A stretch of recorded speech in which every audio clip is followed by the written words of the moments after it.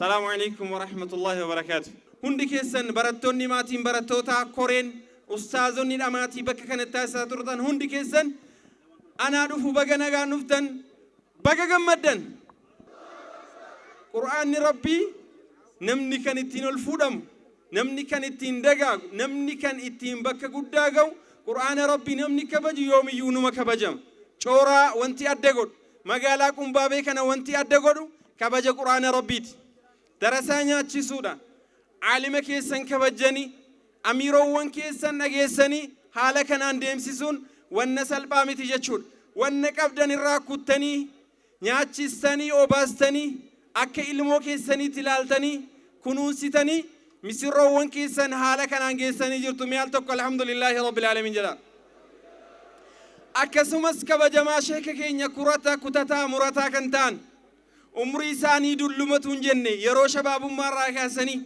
haga guyyaarraa kanatti biyya isaanii bareechanii cooraa sadarkaa kanarraan ga'anii cooraa biyya qur'aanaa cooraa biyya haafizaa cooraa biyya ilmii taasisan urjiidhaan isin bareechan ni'maa kana akka rabbi isin irraan fudhanne kadhaa kadhachuu qabdu jechuudha.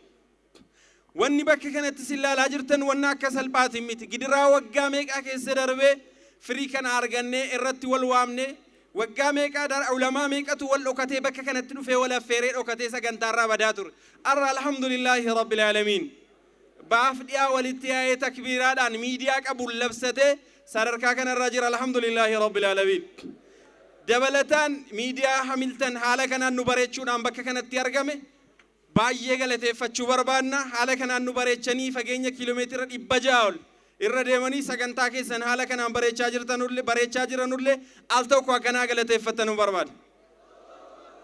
Allahu akbar. Akkuma beekamu sagantaan keenya quraanaan nuuf eegala. Quraanaan kan nuuf eegalu Abdurrahman Sudeesi gara waltajjiitti nu affeera. Allahu akbar. أعوذ بالله من الشيطان الرجيم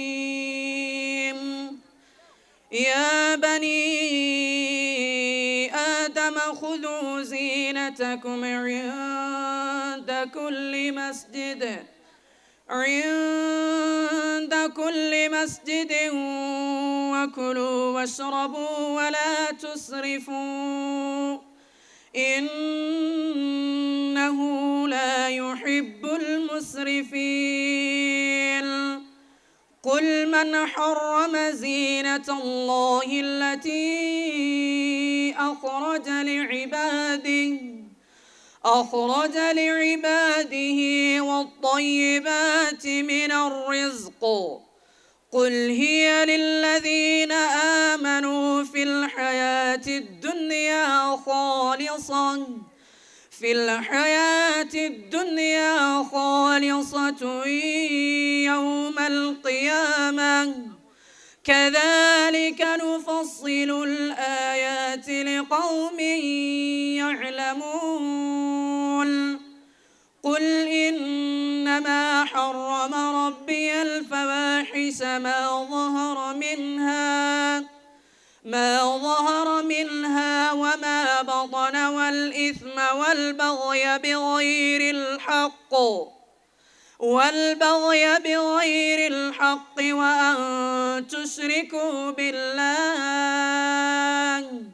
وأن تشركوا بالله ما لم ينزل به سلطانا وأن تقولوا على الله ما لا تعلمون ولكل أمة أجل فإذا جاء أجلهم لا يستأخرون ساعة ولا يستقدمون يا بني آدم إما يأتينكم رسل منكم يقصون عليكم آياتي فمن اتقى وأصلح فلا خوف عليهم ولا هم يحزنون والذين كذبوا بآياتنا واستكبروا عنها أولئك أصحاب النار هم فيها خالدون فمن أظلم ممن افترى على الله كذبا أو كذب بآياته أولئك ينالهم نصيبهم من الكتاب حتى إذا جاءتهم رسلنا يتوفونهم قالوا أين ما كنتم تدعون من دون الله قالوا ضلوا عنا وشهدوا على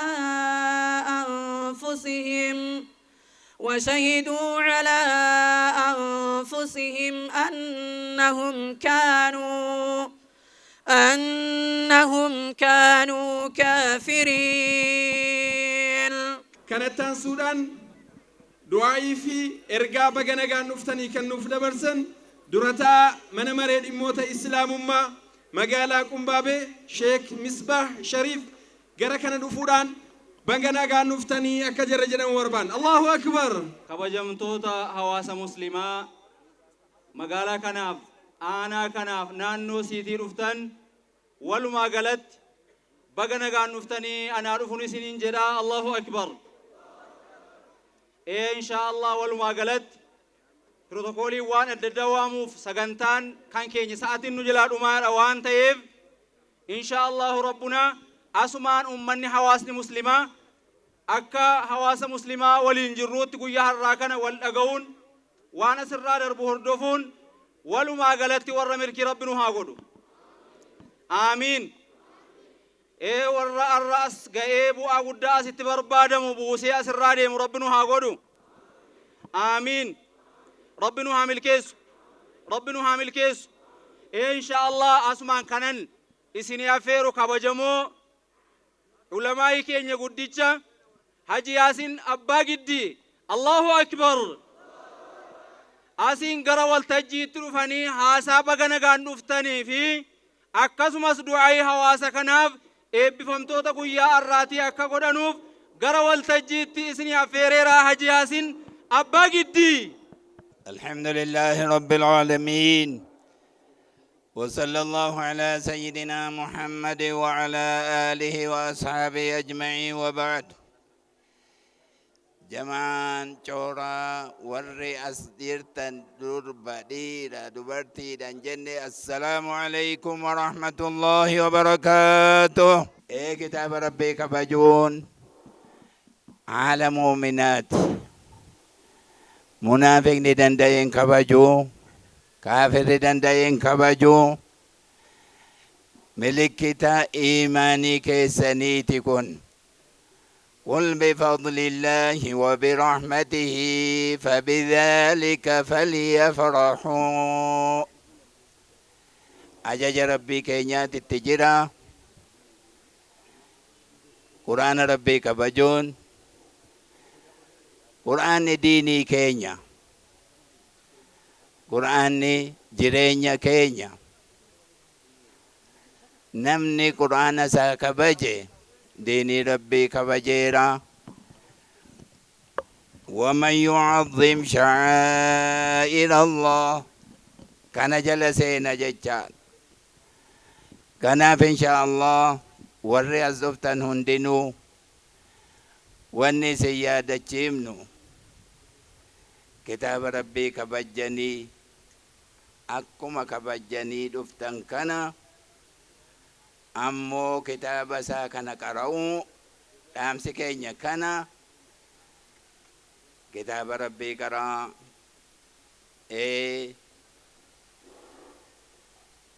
نبي كينيا ونتي أجاج ربين وأن أقم وجهك للدين حنيفا karoora biraa kan baafanne fuula kee gara diiniitti deebisii jedheen rabbiin kan keenya بفضله جعل هذه الأمة أفضل الأمم أرجو ما مساتي ربي جعل أمة برا نقول أمة برا جعل بر الحمد لله رب العالمين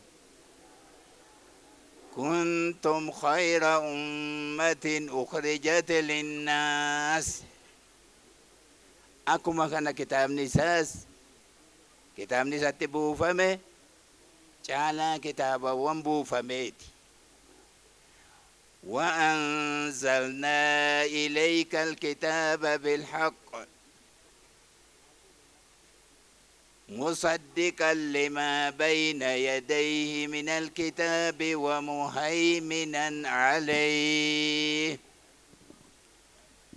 Kitaabni kun caalaa kitaabawwanii ta'uudha. Aayaan kun ifa godhaa jira. Kitaaba Rabbii nu gara keenya buusee jedhe وأنزلنا إليك الكتاب بالحق مصدقا لما بين يديه من الكتاب. dhugoomsaa kan ta'e kitaaba ammaa duraa jedhe ومهيمنا عليه جعلته عاليا مرتفعا على الكتب كتابا وان أما درا خنبوفا مسنا جعلته قرآن نقرأ كيبوفا مكنجد كتابا جعلا كان جدي ربي نتمه الكني قويا Rabbiin aqlii nuu kennee gurra nuu kennee irraa nu gaafachuuf jira. As deebi'aa baradhaa, hiika isaa baradhaa, ittiin hojjedhaa. Matinii isaa bicha tolfattanii hiika isaatiin yoo nu irraan ittiin hojjenne itti gaafatamuuf jirtu. Yaa warra cooraa wanni isinii dhaamne khayrii argattanii jirtu duniyaas argattaniittu duniyaa kana waan hin taanetti yoo baaftan rabbiin duniyaatti isinirraa fudhataa. karaa khayrii karaa masjiida ijaaruu karaa miskiina gargaaruu kana amma wanni isin argaa jirru immoo karaan taanetti makiinaa baajaajii fi waan jiru kireeffatanii kireessatanii sargii jettanii fitaa jirtu. Kuni dallansoo isinitti fida. Maaliifi Rabbiin duniyaa kana isinii kenne ilaalaa jira. Gara masjida, gara khayrii, gara bara akhiraa isin fayyadutti baafadha. Maalitti gootu? Makiinaan tokko sargiidhaaf isin geessi. Ilaana gochuudhaaf immoo piip jettanii tokkitti makiinaa isin geessi. Kanaaf Rabbiin irraa isin gaafata. Baajaajii motoriin hin hafu kan akka kireessitanii duniyaa israafan goone kana isinitti himna. Maaliif haajomaa jirra? Masjiida ijaaruudhaaf, diinii balleessuudhaaf, majlisni akkuma kana beeruudhaaf, waa'ee diinii guddisuutiif hundi isinitti haajomaa jira. Yoo dhiiftanii karaa biraa gadi naytan Rabbiin irraa fudhata. Inni barreen gaddaa honaa isin jalaa godhe har'a isinuma jira. Isinitti deebi'a. Duniyaan irratti nafamu keessa deemama. Qawlii Nabiyullahi Saalihin si yaadachiisa. أتتركون فيما هاهنا آمنين. بيجا كانت يا براجة كتاتي ملي نفتوي جديبر نبي الله صالح كان جديبر. أتتركون فيما هاهنا آمنين. في جنات وعيون وزروع ونخل طلعها هضيم براجة قلنا كيسا كان كيسا تنفتنو بيا كياما جدمو تجرا غنا هندر راغا فتموف جرتو كنا في أكما كان نبي الله هود اسمال نونجره أتبنون بكل ريع آية كوفا كيسا باتني جد ملكي توانغو قردا بريت دنگلافتني كرا كرا رتي biyya kana jedhamtu jecha beeksisuudhaaf waan hin taane jaaraa jirtu jedhe. Kanaaf waan hunda kun hundi hin darbanii akhiraan nu eeggataa jira. Quraana Rabbii tasdeebi'aati. Galataanii maa Rabbii galatoonfadha. Rabbiin isin adawwamsiisu akkuma kanaa olitti ganaa cooraan kakanatti quraana kabajnaan biyya cooraa jedha lammata namni Suudiif Ameerikaa waan jedhuuf hin qabu lammata cooraa jedhamuuf jirti bar biyyi kun akka kanatti quraana kabajanii jennaan ganaa tujjaartu hundi keessan Rabbi tujjaara sina godhu karaa khayriitti Rabbi sina baasisu. Assalaamu alaykum wa rahmatullahi wa barakatuh.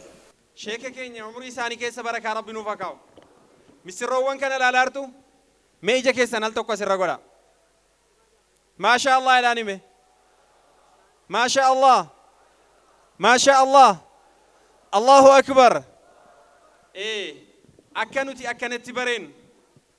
Akka nuti akkasitti bareenne sadarkaa kanaan jarri kunis bareedanii ga'an kan nu taasisan sheekha keenya Haji Yaasin Abbaa Giddii umrii isaanii keessa barakaa Rabbi nuuf haa kaa'u.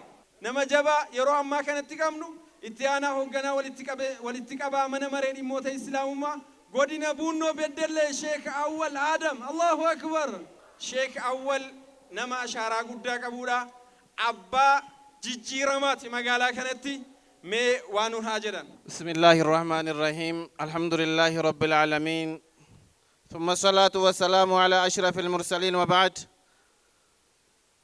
kabajamtoota ulamoota keenya abbaa keenya abbaa markaza kanaa fi abbaa qur'aanaa kan ta'an Haji Yaasin Abbaa Giddiitiin durfamee kan jiru ulamoonni keenya hundi akkasumas hooggantoonni majlisa sadarkaa godinaarra kaasee hanga gadiitti sadarkaa godinaarratti Sheekh Naziif Aadamiin durfamee hamma masjidaatti bakka kanatti argamtan hundi abbootiin haafizoota haadhotiin haafizoota haafizoonni hirmaattonni quraana rabbiitiif hirmaattan hundi akkasumas warri haafizoota fudhattanii qallabaa turtan dhiirri dubartiin hundi keessan akkasumas qaama biyya bushu hoogganaa yookaan bulchiisa aanaa keenyaa obbo Mustajiib Aliyyiitiin kan durfamu hundumti caasaa mootummaa as keessatti argamtan hundi keessan walumaa gala namni dirree kanatti argame hundi assalaamu alaykum wa rahmatullahi wa barakaatuh isiniin jedhu. Ummata keenya ummata milkii ummata quraana of keessa dhaabee ulamaa of keessa qobsiisee darasaa nyaachisee obaase galatoomaa guddaa isaa Rabbi sina galateeffatu. Kanatti aansee wannan jechuu barbaade sagantaan guyyaa har'aa walitti qabamneef tokkoffaan eebba haafizoota waggaa waggaadhaan eebbisiifnu bara alanaa waan adda isa godhutu jira. Akka bara alanaatti shamarran jiru dhiirri jira kan eebbifamu nama 300 ol alhamdulillahi rabbil aalamiin. Mee coora alhamdulillahi rabbil aalamiin. Kanaaf tokko wanni nu wal geenyeef haafizoota eebbisiisuudha. Lama masjiida ijaarree bakka kana dudduuba kana jiru maal akka inni irra jiru sadarkaan irra jiru laallee waan inni hanqate xumuruudha kaayyoon keenya. Dhiirri dubartiin of qopheessi irra jechuun barbaada ergaa koo gabaabaadhumaan gamanumaan gara Ustaaz Naziif Aadamitti sin dabarsa. Hoogganaa markaza qur'aanaa biyya kanaa kan ta'anii fi walitti qabaa gumii ulamoota godina Buunnoo Beddellee kan ta'an Haji Yaasin Abbaa Giddii fi ulamoonni miseensa isaanii ta'anii akka godinaattis akka aanaattis bakka kanatti argaman hundi baga gammaddanii baga guyyaa irraa geessanii isiniin jedha. Ustaazonni guyyaa har'aa ija nu bantan kan Rabbi Quraanaan isin faaye fiizikaalii kan bareeddanu keessi keessanis kan bareedu sammuun keessanii Quraana Rabbiitiin kan bareede baga guyyaa irraa geessan baga gammaddani. Allahu akbar. Haadholiin abiddarra gugguuftanii qoraan funaantanii ofii beeloftanii warra Quraana baratuu fi barsiisu nyaachiftan abbootiin daa'imman obboloonni hiriyaan warra hafazee haatii fi abbaan ilmaan kana erga jarri uumamanii guddistan bakka kanaan geessan Rabbi bakkaan sin haga'u bakki keessan jannata haa ta'u. Rabbiin masgida kana bakkaan haga'u qabeenya keessan hafetti barakaa Rabbi haa godhu. Masgida kana waan hafe Rabbi nuuf haa xumuru. Mee yeroo tokko amiin jedha. Akkaa fi bakka Rabbi nutti haa godhu. Bokkaa kana Rabbi olluuf haa qabu. Bokkaa kana Rabbi olluuf haa qabu. Waan oomishtanii manaa qabda nutti barakaa Rabbi haa godhu. Ilmaan keenya haadha keenya abbaa keenyatti barakaa Rabbi haa godhu. Ulamoota keenyatti barakaa Rabbi haa godhu. Biyya keenya kana misoomaan nageenyaan toofiqaan toohidaan Rabbi gadi haa dhaabu. Amiin. Amiin. Kanaaf ummanni keenya dhaamsi xumuraan sinii dhaamu. Dhaabbata keessan bukkee dhaabadhaa. Hooggansa keessan sadarkaa masgiidaatii hanga federaalaatti akka godinaatti akka oromiyaatti akka federaalaatti kashee gaariin hoogganamaa jiru kashee ajjiin hoogganamaa jiru ulamoota keenya gurguddaadhaan kan hoogganamaa jiru bukkee dhaabadhaa jechaa fi gocha keessaniin bara 2004 dimtsaachinis samaa jedhee ummanni kun qabsaa'eera dhiirri dubartiin mirchaachiin ba masgiidaatti jettaniittu har'ammoo eessa jira maaltu nurraa eegama akka qabeenyaatti akka beekumsaatti akka tokkummaa fi humna keenyaatti maaltu nurraa eegama dhaabbanni kun maal hojjechuuf hundaa'e garamitti deemaa jira kan jedhu hawaasni kun irratti mari'adhaa jechaa gochaan bira dhaabbadhaa warra waadii guudeemu immoo inni bugaanni kanaa jibichi fileen nibu sheekal fitinaan inni bu isa kana immoo gadi dhaabbad tokkummaa nu barbaachisaan hundiikin nageenya nu barbaachisaan hundiikin misooma guddachuun nu barbaachisaan hundiikin kan jedhu immoo nama dogongoruu barbaade xiqqaa haa ta'u guddaa dhiira haa ta'u dubartii geggeessaa haa ta'u geggeeffamaa isa kana walii dhaama tooratti wal deebisaa kanarra darbee daangaa baha taanaan immoo olaantummaan karaa garaa garaatiin jiraachuu danda'a waan ta'eef bara nasrii bara hinjifannoo bara guddinaa Rabbi nuuf haa godhu ustaazonni mushurroonni keenya kun bakkaan ilmii keessan Rabbi haa ga'u quraana kanaan Rabbi sin haa fuudhu amiin doktorota aalama kana jijjiiru Rabbi sin haa taasisu bakka soomanuu deemtanutti ija gurra qabeenya beekumsa humna Rabbi sin haa ta'u wabillaahi tawfiiq wassalaamu alaikum warahmatullaahi wabarakaatu. Kanattaan suudhaan bulchiinsa aanaa cooraa kabajamoo obbo Mustajib Aliyyi Sheek Awwal gara kanatti akka isaan nu affeeranu maqaa Rabbiitiin isin gaafadha. Allahu akbar. Baga guyyaa eebbaa bara kanaatiin isin ga'e jechuu barbaada. Aanaan cooraa egaa dhimmoota bal'aa kaasuudhaaf sa'aatiin keenya deemeera sagantaan guddaan guyyaa irraa arjoommiidha. Dhimmoota aanaan cooraattiin beekaman sadarkaa jalqabaatti akka biyyaatti beekaman keessaa inni guddaan haafizoota aanaa cooraa keessaa ba'anii addunyaa guutuutti yeroo ammaa kan bakka garaa garaatti hojii irratti bobba'anii jiran hin beekamti aanaan cooraa. Isa kana itti fufsiisuu keessatti gaheen hawaasa keenyaa yeroo ammaa baay'ee ol ka'aa ta'uu isaa argaa jirra.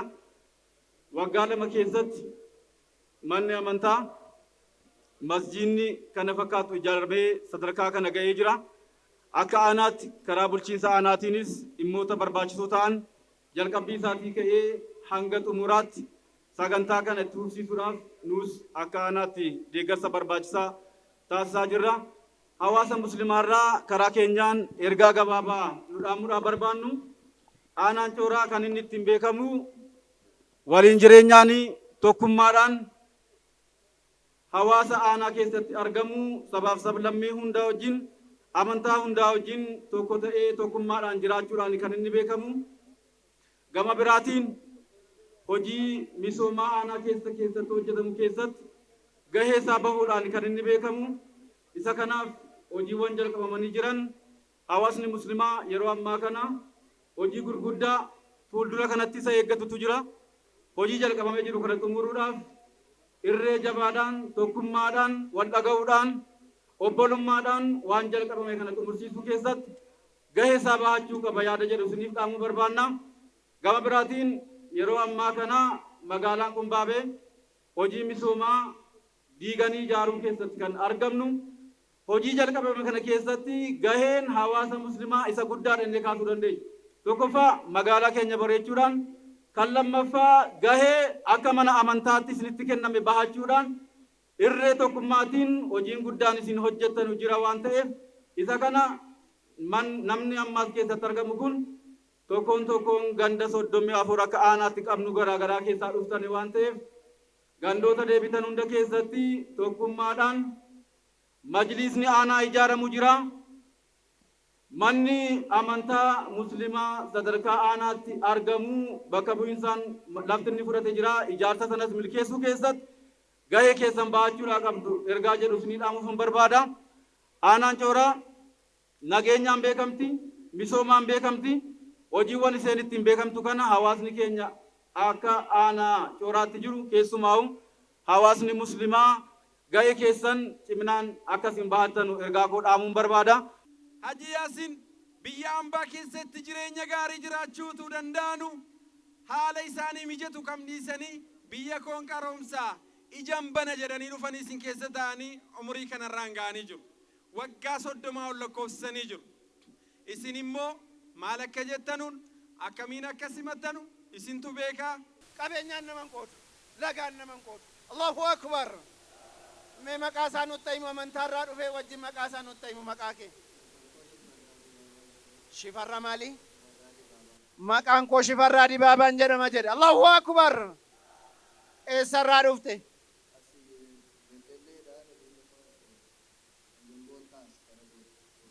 Dhaloonni keessa. Dhaloonni koo beddelleedhaa kan hin jiraataa jiru gara Yambootii jedha. Allahu akbar. Amantaa kamirra turte? Protestaantii moo Ortodoksii? Amantaa Ortodoksii irran ture jedha. Amma gara Islaamnaatti maaltu si fide?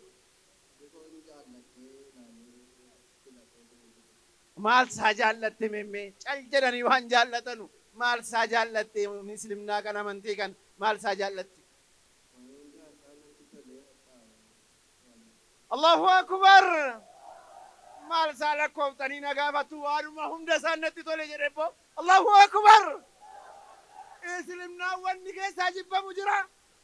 Akkasi bu'aasa ajaa'ibaa ta'e waanuma hunda isaanitti tole. Allahu akbar. Amana wajjin jetta waan hin jettu. Ashhadu an laa ilaaha illa Allah wa ashhadu anna Muhammadan Rasulullah wa anna Isa Abdullahi wa Rasuluh. Ragaan baa yookaan nama sakkara gabbaramaan dhugaa Allaha malee akka hin jirre Muhammad ergamaa ta'uu ragaa ba'a. Isaa yookaan Yesus Kiristoos ergamaa Rabbii ta'uu ragaa ba'a. Garbicha Rabbii ta'uu isaa ragaa ba'a. Inni Rabbiin miti. Rabbii isaa gabbaraa ture. Allahu akbar. Takbir. Kana dubbiin maqaa keemee ofuma maqaa Islaamnaa baafadhannaaniyyi waan inni moggaafadhe isinitti himu maqaan koo Muslimnaaf haa ta'u Muslimnaan jedhaa jedhe.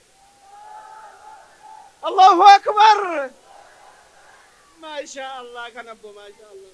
Akkas umurii dheeradhu Islaamnaan si keessaan ola dagaagu. Aamin jedhaafi Islaamnaan isa keessaan ola biqilu.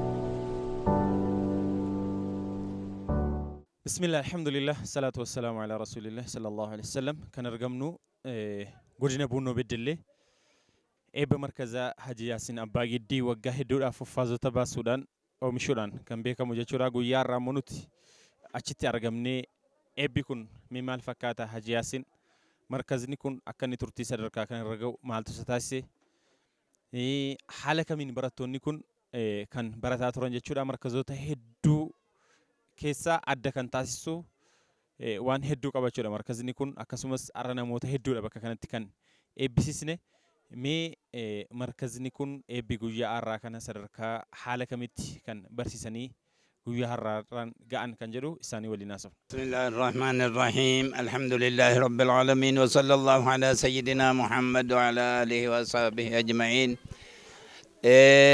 ربي كان كينيا قرآن نتبوسه كنان درس أمة درارتس وان جراملو كتابه هند بوسا تره deebi'ee immoo ummatatti kana rabbiin caaltuu ummataa godhee fadluma isaatiin arjumuma isaatiin waa tokko gooneefi miti caaltuu nu godhe eegas immoo caalaa kitaaba nutti buuse rabbiin quraana kana irraa dagatee ummanni biyya keenyaa waanuma tokkotti lakkaa'uu didee laala. Quraana biyya biraa hoggaan dhaqee argee biyya Suudii Makkaaf Madiinaan akka guyyaa qiyaamaatti itti shaaqalu. Akka waan qiyaamaan bor ta'eet kana argeetiin ummata keenyaaf hazanee dhufee quraana kana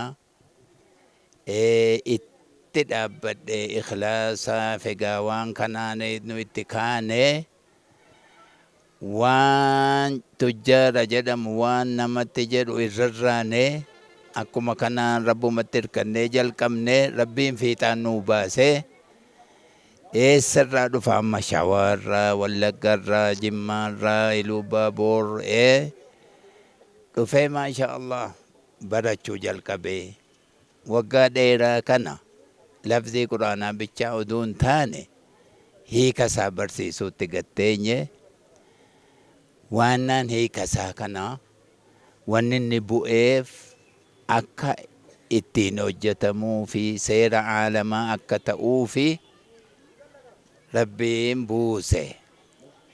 Kanaaf waan kana filannee ummata keenya fayyanna jennee keessa gadi teenyee rabbiin fiixaan nuu baase. Alhamdulillahi rabbil aalamiin.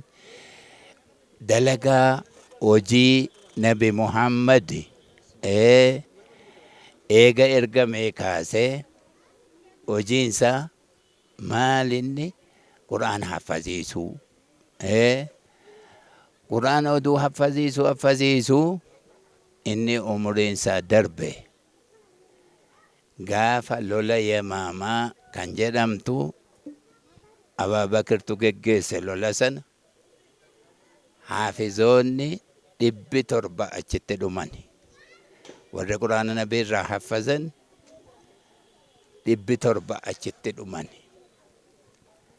Eegasii Abaabakiris cinqamee namni quraanuma qaraa'esu dhumeera jedhanii namni hafee Zayd ibn Thaabitii fi Ali ibn Abi Taalib, Ubay ibn Ka'ab kanatu hafee nahan ilaala.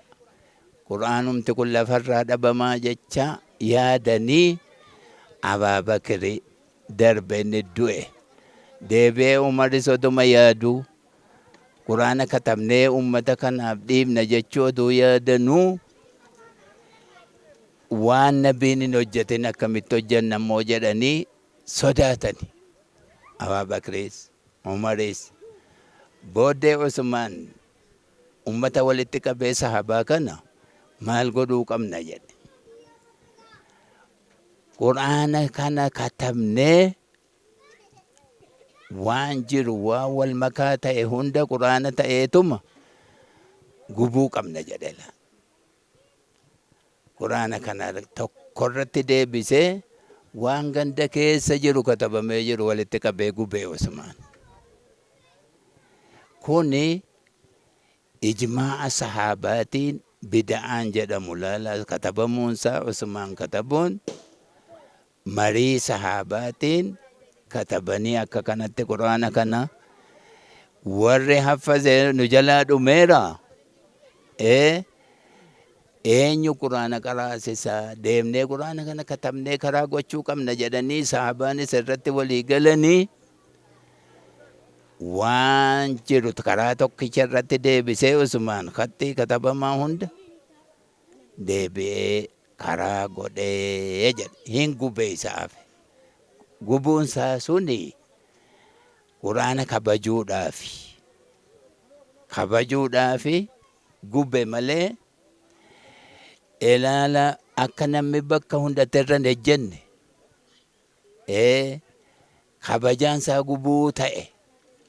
Kanaan quraana ciccitee bakka hundatti akka hin darbatamne godhee Usmaan karaa godhee akka kanatti gaa'ee Usmaan karaa nuu godhee deebi'ee gaa biyya Habashaa Itoophiyaa kana keessatti Hafsii qiraatii riwaayaa Hafsiitii fi qiraatii Aasimiin beekamne. Aasim kun eenyurraa qara'e? Usmaan irraa, Alii irraa, Zayd ibn Saabit irraa, Ibn Mas'uud irraa qara'e.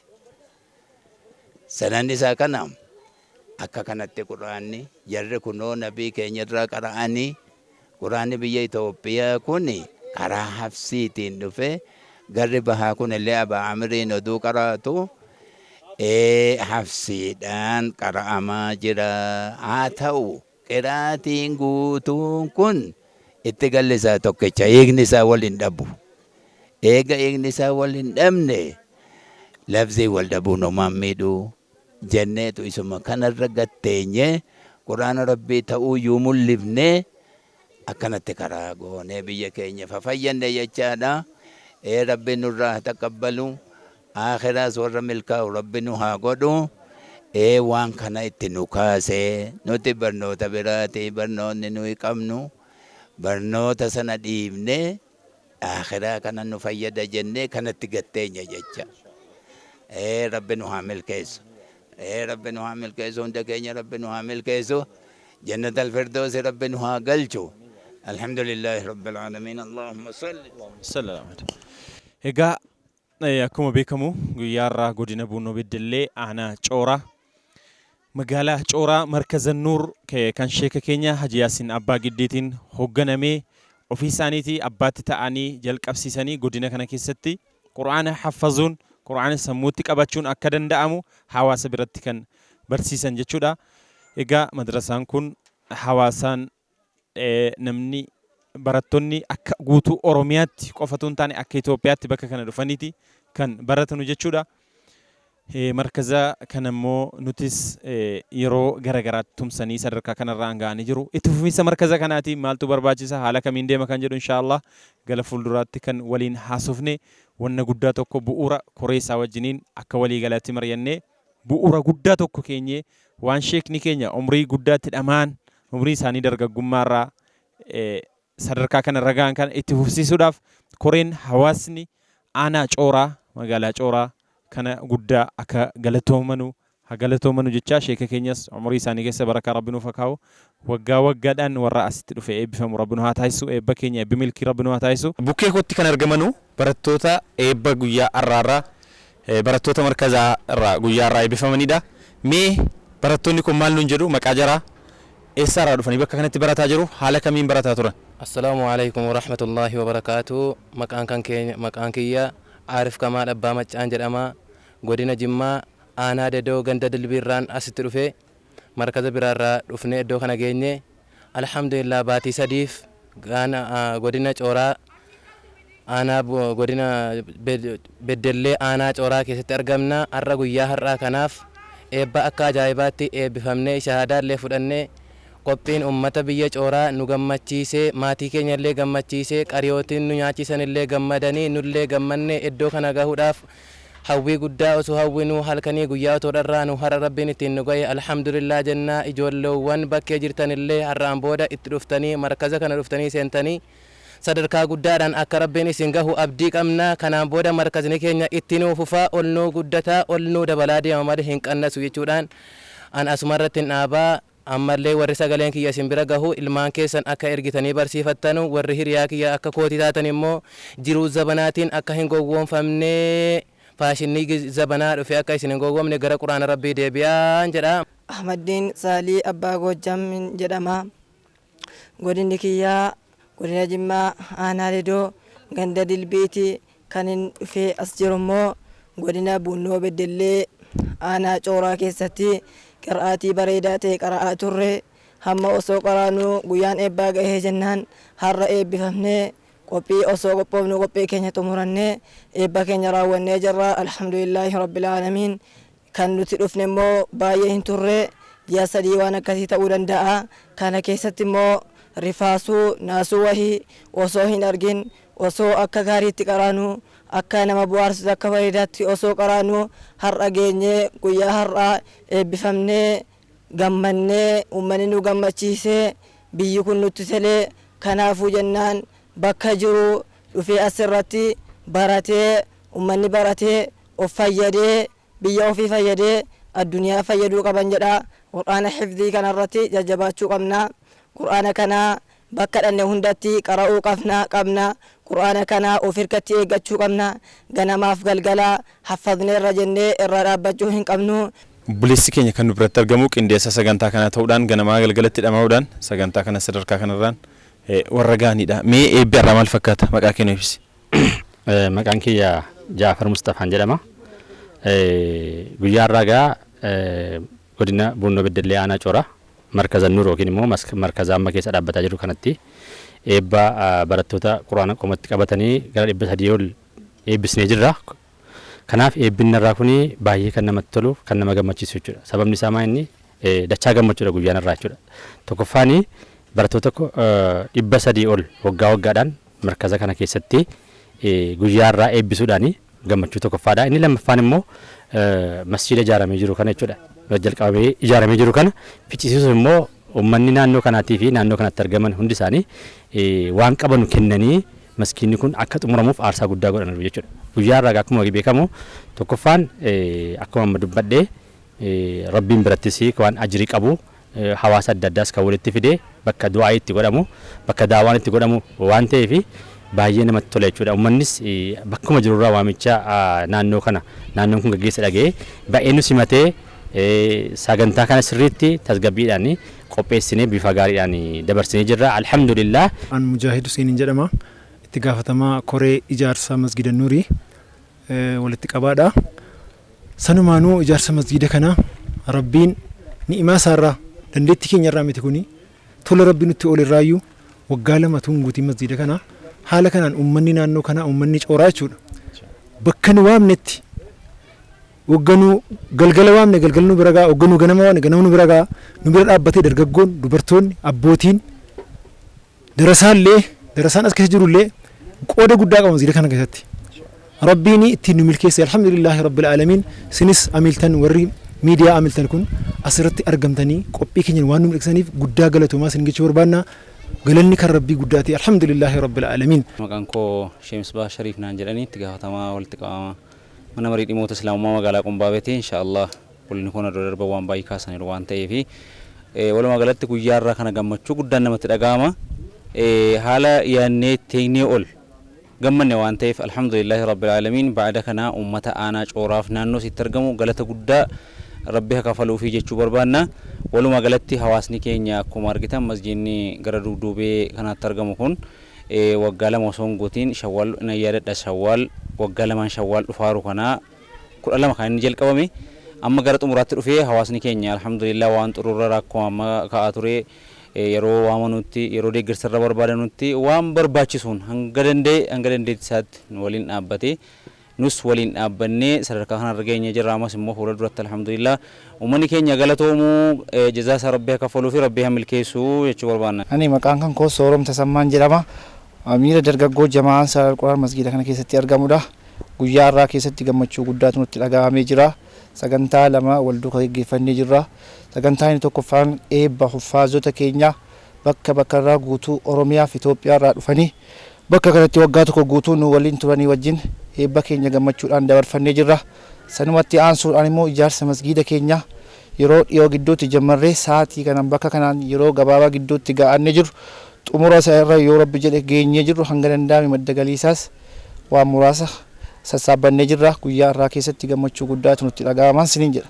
Egaa kabajamtoota hordoftoota keenya guyyaa irraa akkuma isin daawwachaa turtan godina Buunoo Beddellee aanaa Cooraa magaalaa Qumbaabeetti argamuudhaan sagantaan eebba haffaazota haala bareedaaf nama gammachiisu markaza Nuur markaza jabaa waggaa dheeraadhaaf marsaa 33 oliif